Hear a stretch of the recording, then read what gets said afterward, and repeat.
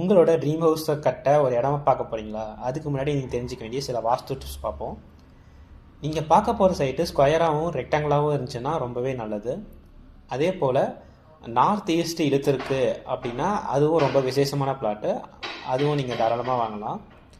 மற்ற பாசிட்டிவ் சைட்ஸில் பொறுத்தவரை south ஈஸ்ட்டில் south பக்கம், நார்த் வெஸ்ட்டில் வெஸ்ட் பக்கம் இழுத்துருந்தால் அது மாதிரி பார்க்கலாம்.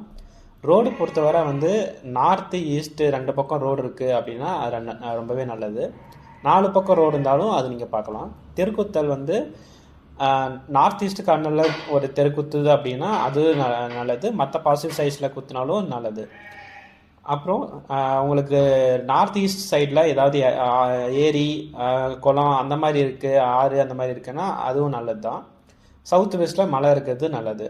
ஸோ இது மாதிரி நல்ல சைட் பார்த்து நீங்கள் வாங்கி பயன்படலாம்.